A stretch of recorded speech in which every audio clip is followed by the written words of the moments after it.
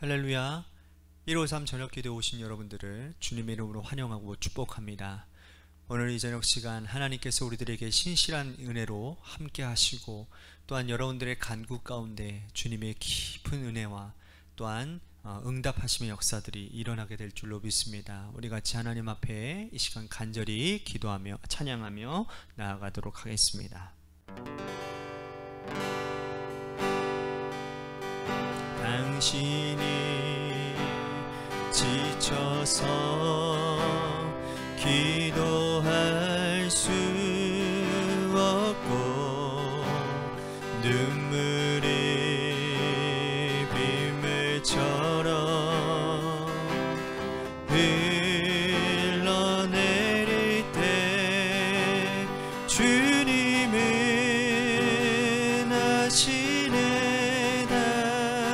당신의 약함을 사랑으로 일보주시네.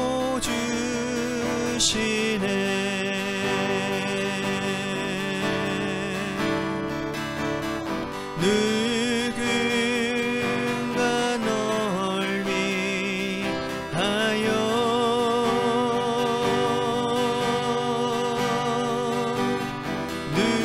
누군가 기도하네.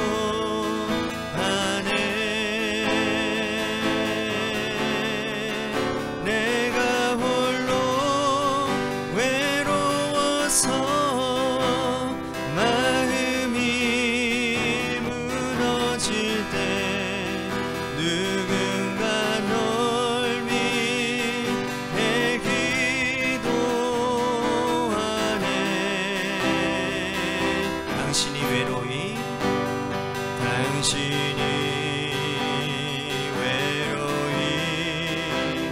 홀로 남았을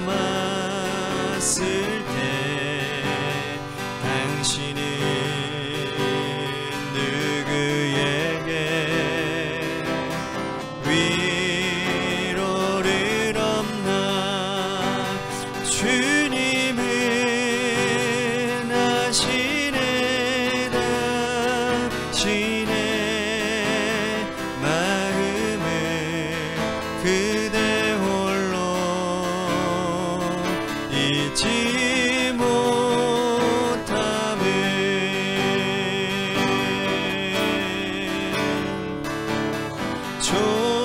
조용히 그대 위해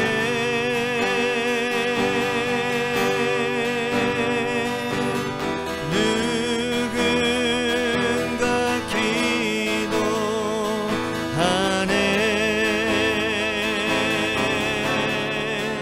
내가 홀로 외로워서 마음이 무너질 때 누군가 널 위해 기도하네.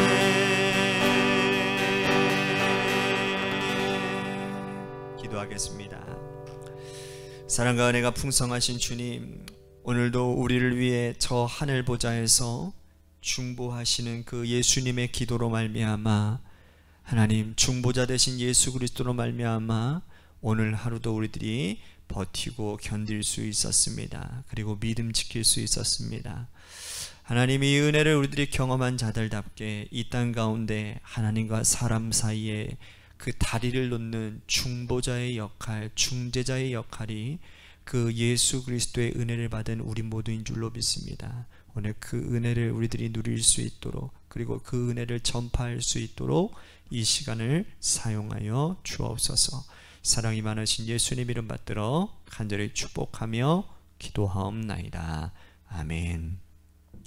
오늘 이 저녁 시간에 하나님이 우리에게 주신 말씀, 디모데전서 2장 1절에서 6절 말씀까지 보도록 하겠습니다. 디모데전서 2장 1절에서 6절 말씀, 우리 같이 한 목소리로 다 함께 봉독하도록 하겠습니다. 시작. 그러므로 내가 첫째로 권하노니 모든 사람을 위하여 간구와 기도와 도고와 감사를 하되 임금들과 높은 지위에 있는 모든 사람을 위하여 하라. 이는 우리가 모든 경건과 단정함으로 고요하고 평안한 생활을 하려 함이라. 이것이 우리 구주 하나님 앞에 선하고 받으실 만한 것이니 하나님은 모든 사람이 구원을 받으며 진리를 아는 데에 이르기를 원하시느니라. 하나님은 한 분이시요 또 하나님과 사람 사이의 중보자도 한 분이시니 곧 사람이신 그리스도 예수라. 그가 모든 사람을 위하여 자기를 대속물로 주셨으니 기약에 이르러 주신 증거니라. 아멘. 오늘 이 저녁 시간에도 하나님의 은혜를 사모하셔서 이 자리에 오신 여러분들에게 하나님의 신령한 은혜와 축복이 함께 하시기를 바라겠습니다. 남자아이들은요 너나 할 것 없이 어릴 때부터 자동차를 무척 좋아했습니다. 아직도 기억나는 게 우리 준우와 수호 학생이 유치부 뭐 초등학교 1학년 2학년 때 이렇게 자동차 장난감을 막 가지고 와서 이거에 대해서는 어떻고 이런 차는 어떻고 그런 것에 대해서 막 이야기하는 것을 제가 들은 적이 있습니다. 이처럼 남자아이들은 참 어릴 때부터 자동차를 무척 좋아해요. 꼬맹이 때는 모형 자동차를 가지고 놀다가 조금 자라면 이젠 자기가 자동차를 조립을 합니다. 그리고 자기가 만든 자동차를 전시해 두고 오고 가는 사람들에게 내가 만들었다고 자랑하는 것을 즐기죠. 자동차를 좋아하는 것은 아이뿐만 아니라 어른들도 마찬가지인 것 같습니다. 뭐 자동차 모델을 다 외우기도 하고 외제 자동차부터 시작해서 우리 국산차까지 그 자동차의 장단점은 또 뭐고 또 그 배기량은 또 어떻게 알고 하여튼간에 정확하게 자동차 매니아들이 그것들을 잘 안단 말이죠. 그런 매니아들이라고 해서 여러분 정말 자동차를 근데 사랑하느냐? 그건 또 그렇지 않습니다. 그 사람이 정말 자동차를 사랑하는지 그렇지 않은지는 이 자동차의 작동 원리를 아느냐 그렇지 않느냐를 통해서 판단할 수 있는 거죠. 진정 자동차를 사랑하는 사람은 이 내연기관의 원리를 배우고 공부합니다. 이 자동차가 어떻게 굴러가게 되는지 또 엔진은 어떻게 움직이는 것인지 그거에 대해서 열심히 공부해서 자동차의 웬만한 고장은 자기 스스로 고칠 수 있는 수준까지 오르게 되는 것입니다. 여러분 근데 이것은요 자동차뿐만 아니라 모든 것에 똑같이 적용되어지는 원리입니다. 어떤 것을 사랑하는 자는요 원리를 깊이 깨닫고 공부하는 데 힘씁니다. 자, 목회도 마찬가지인 것 같아요. 교회를 사랑하고 성도를 사랑하고 목회를 사랑하는 사람은 목회의 원리가 무엇인지 그리고 그 원리를 하나님의 말씀 속에서 깨닫고 배우려고 한다는 것이죠. 오늘 본문 역시 바울은 디모데에게 이 목회의 원리가 어떠한 것인지를 하나하나 세세하게 가르치고 있습니다. 바울이 마게도냐로 떠날 때에 디모데에게 에베소 교회를 맡기게 되지요. 바울에게 있어서 에베소는 어떠한 곳입니까? 바울이 2차 선교 여행을 떠날 때 바울의 마음에는 에베소를 가고 싶었거든요. 그런데 성령께서 유럽으로 인도해서 마게도냐로 인도하십니다. 그죠? 그래서 에베소를 가지 못해요. 3차 선교 여행 때 에베소로 가서 그곳에 작정하고 그곳에서 복음을 전합니다. 다른 곳에서는 뭐 1년 혹은 제일 오래 목회했던 곳이 고린도 교회 1년 6개월 정도. 그런데 이 에베소에서는요 두란노 서원을 세우고 그곳에서 3년 동안 밤낮 훈계하고 기도하고 눈물로써 성도들을 가르치고 또 교회를 세웠다라는 거예요. 그만큼 엄청난 애착을 가지고 있는 교회였다라는 거죠. 그런 바울이 디모데에게 에베소 교회를 부탁하고 그 교회를 위해서 편지를 지금 쓰고 있는 겁니다. 바울이 에베소 교회에 대해 할 말이 여러분 얼마나 많겠습니까? 각 성도들의 장단점과 그리고 목회는 이렇게 해야 된다라는 걸 말하고 싶은 것이 굉장히 많았을 겁니다. 하지만 바울은 그런 것들을 다 차지하고 가장 중요한 목양의 원리, 목회의 원리가 이러하다라는 것을 하나하나 설명하고 있습니다. 다시 한번 말씀 볼까요? 1절과 2절입니다. 그러므로 내가 첫째로 권하노니 모든 사람을 위하여 간구와 기도와 도구와 감사로 하되 임금들과 높은 지위에 있는 모든 사람을 위하여 하라. 이는 우리가 모든 경건과 단정함으로 고요하고 평안한 생활을 하려 함이라. 자, 첫 번째 바울이 부탁하는 것은 모든 사람들을 위하여 중보기도하라는 거였습니다. 기도의 종류에 대해서 몇 가지를 언급하고 있는데 한마디로 말한다면 모든 사람을 위하여 중보기도해야 된다라고 권면하는 것이죠. 특별히 그 모든 사람들 중에는 임금들과 지위 높은 사람들, 즉 정치하는 사람들을 위해 중보기도하라고 말하고 있습니다. 바울이 중보기도를 목회의 가장 중요한 원리를 말하고 있는 이유가 무엇일까요? 이는 목회자의 기쁨이 성도들을 통해서 오기 때문이라는 겁니다. 목회자가 성도를 위해서 그 한 사람 한 사람, 한 영혼 한 영혼의 가정을 붙들고 기댈 때 그의 가정이 변화되어지고 삶이 나아지고 예수님을 잘 몰랐던 사람들이 주님을 영접하고 구원받는 사람이 되었을 때 그분을 목양하는 그 목회자가 누리는 기쁨은 성경의 누가복음에 나오는 누가복음 15장에 나오는 하나님께서 탕자가 돌아왔을 때 느끼는 그 기쁨과 별반 다르지 않을 것 같아요. 그래서 목회의 가장 큰 기쁨은 기도하는 것이 성도들을 통해서 응답받는 것이니 네가 이 기쁨을 위하여 이 기쁨을 누리기를 원한다면 무엇보다 모든 사람을 위하여 기도하라고 권면하고 있는 겁니다. 그 가운데 특별히 위정자들을 위해서 기도할 이유를 바울은 분명히 밝히고 있는데 그 이유가 뭐냐? 평안한 생활을 위함이라는 거예요. 여러분, 정치가 편해야 교회 공동체가 믿음 생활하는데 아무런 문제가 없습니다. 사실 이는 우리들에게도 적용되어지는 논리 아니겠습니까? 우리는 정치인들을 비난하고 정치인들이 하는 모든 행태에 대해서 혐오감을 느끼고 염증을 느낍니다. 그런데 비난에 앞서서 기도가 우선되어져야 한다라고 말씀하고 있는 겁니다. 그들이 바른 판단을 할 수 있도록, 그들이 바른 정치를 할 수 있도록 진정 국민을 위하여 어떤 마음을 품어야 되는 것인지 정치인들의 바른 의무를 깨닫게 하기 위해서 우리는 늘 그들을 위해서 기도해 주어야 한다는 거예요. 그래야 우리의 믿음 생활이 안정적이고 평안할 수 있다, 그 말이라는 거예요.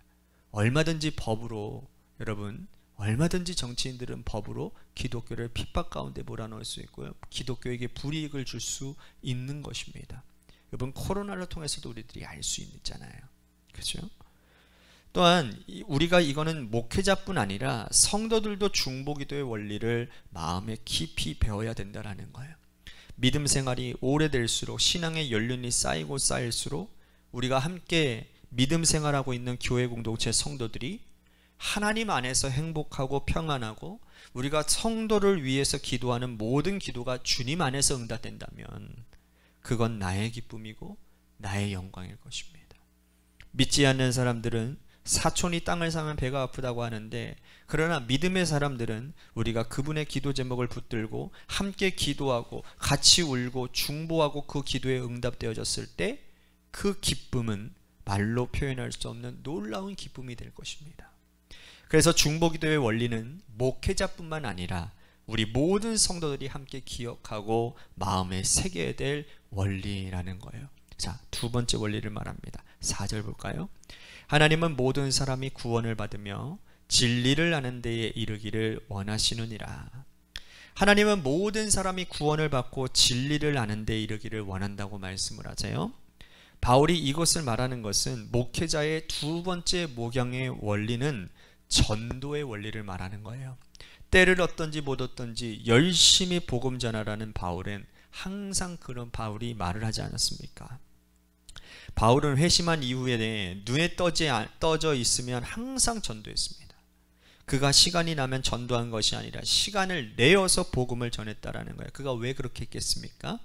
그건 자신의 뜻이 아니라 하나님의 뜻이기 때문입니다.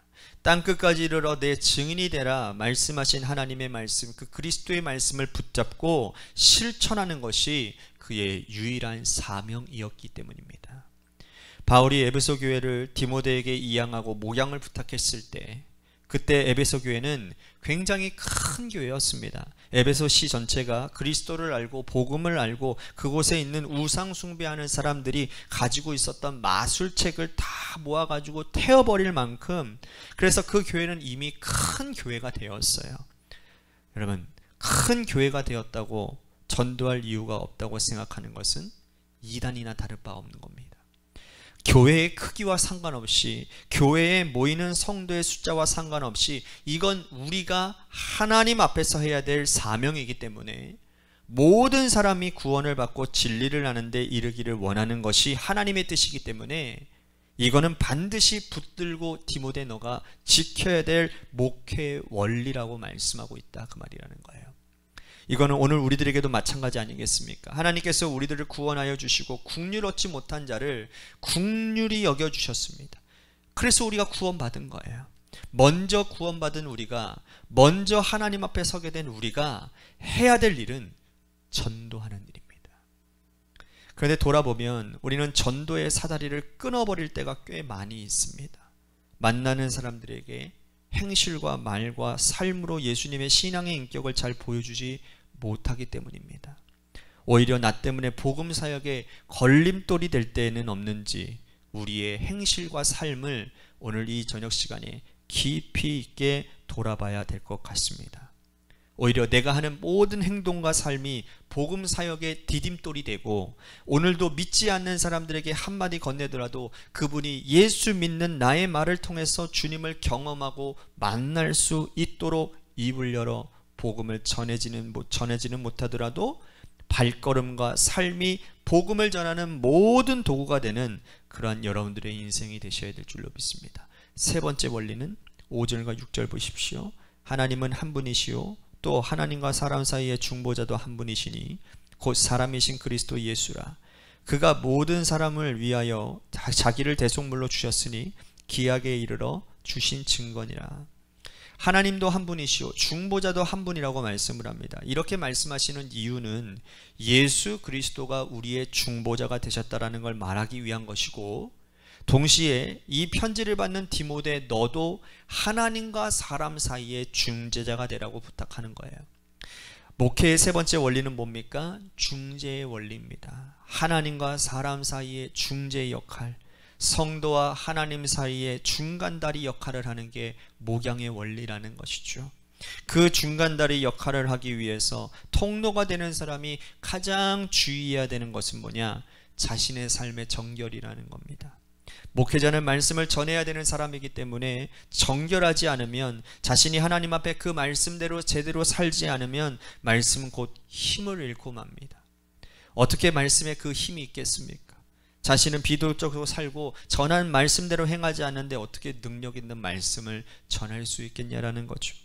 디모데가 비록 어리고 연소하다 할지라도 그가 전하는 복음이 힘을 얻기 위해서는 그가 하나님과 사람 사이의 중재자라는 사실을 기억하고 담대하게 복음을 전하고 너는 정결한 그릇이 되라 라고 사도 바울은 부탁하고 있는 겁니다. 오늘 우리에게도 마찬가지 아니겠습니까? 가정에도 신앙의 세대주가 있습니다. 법적으로 세대주는 가정에 부부가 있으면 남편이 세대주가 되겠지만, 그러나 영적인 세대주는 누구나 다 될 수 있습니다. 아내가 될 수도 있고 남편이 될 수도 있고 자녀가 될 수도 있습니다. 그 가정의 영적인 주도권을 붙들고 끌고 나아가는 자는 이 가정의 식구들과 하나님 사이의 중재자라는 사실을 기억해야만 합니다. 그러기 위해서 내가 정결해야 됩니다. 말씀 안에 정결하고 기도로 정결해야 됩니다. 그래야 중재자의 역할을 온전히 감당할 수 있습니다. 교회는 세상과 하나님 사이를 이어주는 중재의 역할을 해야만 합니다. 그러므로 교회는 정결해야 되고 죄가 없어야 되는 거예요. 그래야 믿지 않는 사람들이 교회를 통해서 하나님의 사랑을 깨닫고 느낄 수 있기 때문이라는 겁니다. 사랑하는 성도 여러분, 오늘 이 세 가지 오늘 이 세 가지의 원리를 여러분들에게 각인이 되어지는 시간이 되었으면 좋겠습니다. 중보 기도의 원리, 전도의 원리, 중재의 원리. 여러분들의 신앙생활에 이 원리대로 내가 행동하고 실천하는 그 결단이 오늘 기도하는 가운데 있어지기를 주님의 이름으로 간절히 축복하겠습니다. 우리 또 한 가지 기도할 것은 우리 교회를 위해서 기도하도록 합니다.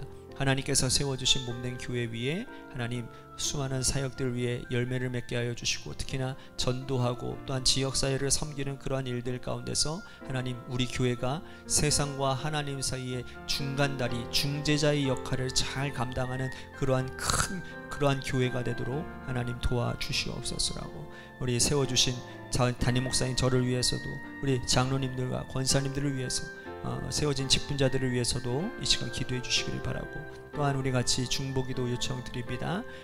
우리 김순환 권사님, 또한 박경혜 권사님, 또한 우리 정준호 권사님의 남편을 위해서도 이 시간에 같이 기도하며 나아가도록 하겠습니다. 마지막으로 여러분들의 삶의 자리와 여러분들의 자녀들을 위해서 기도하시다가 돌아가시기를 바랍니다. 기도하시겠습니다.